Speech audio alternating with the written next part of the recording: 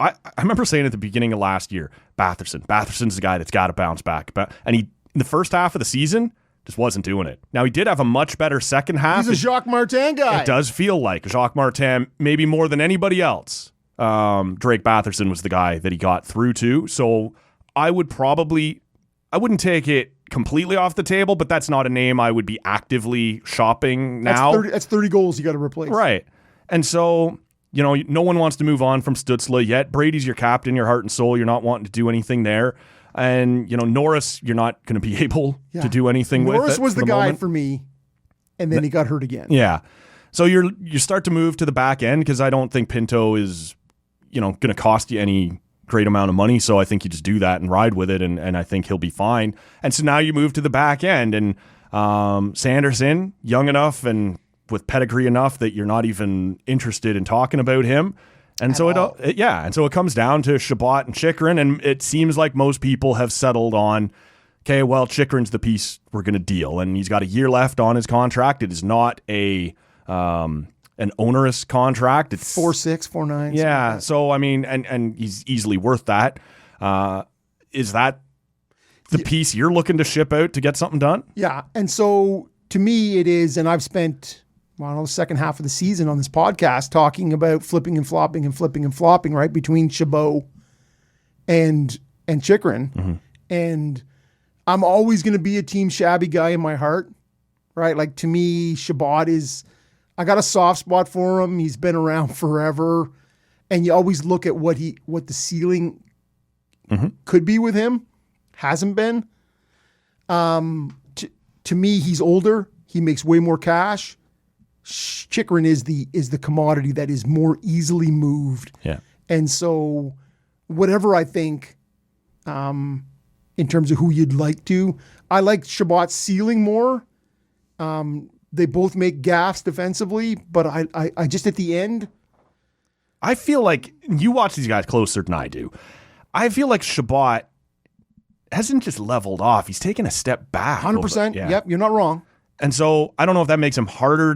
Yes, of course it does. Sure, but and you're right to slap that down. I don't know why I threw it out that way, but he reminds me a little, and this is probably premature, but by the time the Leafs traded Thomas Kaberle, he had just been around so much losing. It was easy to sort of be like, well, whatever on certain plays. And by the time he got to Boston, they won. And with him barely playing, they had moved him down to the third pair, and he was being healthy scratched some nights, and he was he was out of the league in like 2 years after that. But they won. I don't think it was because of Thomas Kaberle. You sure about that?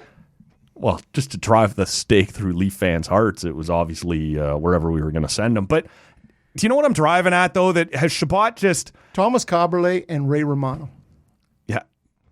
That's a way back email you sent me in like 2009. It's like, separated at birth. There it is. Ray Romano and Thomas Kaberle. But with Chabot, has he regressed because he cares less? He's been poorly coached. He's just lost for too long, needs a change of scenery? Or, in theory, is Travis Green the guy that gets him back moving in the right direction? I don't know, man. I'd be worried about his psyche at this point, or... Way too many of those things you listed off, probably true.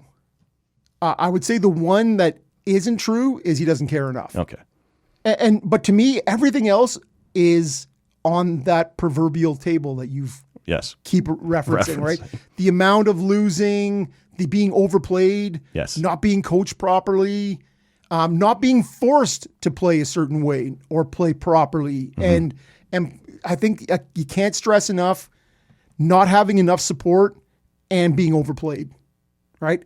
And where the coaching comes in with that. And they just stayed a year and a half too long with DJ. And honestly, we were in the pandemic still doing remotes, and I'm railing about firing that guy, right? And so... Like 2 years into his tenure. Yeah, okay, but that's the guy you hire to fire. Yeah. And so... Or not. Yeah, or not. And sadly, that's the guy problem, we hired right? to resign. And you just go... He needed to be 3 years in, help with the young guys, bam, help somebody nurture them now beyond that. So to me, it's Chabot we'll see, but you're trading Chychrun because he is more tradable, not because he's better, right? but because he is more attractive. All things being equal. Both due to salary and Chabot's play, right? To me, both of those things are heavy on the con in terms of somebody wanting to pick that up. Like, he's a flyer guy. I mean, you could take a flyer on him. Right. But he's not going to Philly. But not with that. Yeah, sorry. Not with that term. Yeah. You know, or the value. It's just there's too much. So Ottawa's stuck with him. So you're kind of forced there. And your phrasing is correct. They're stuck with him. It doesn't necessarily mean it's going to be a disaster. Maybe Travis Green is the guy who gets him going again, and it does rebound and he gets back up to speed. But for now, he's far less valuable on the trade block, so you keep him. There's two things at the end of the season, and we'll take those away from this. Is we talked about Drake under Jacques Martin, and Drake saying in an aside, almost a throwaway comment, "Yeah, I want to be coached.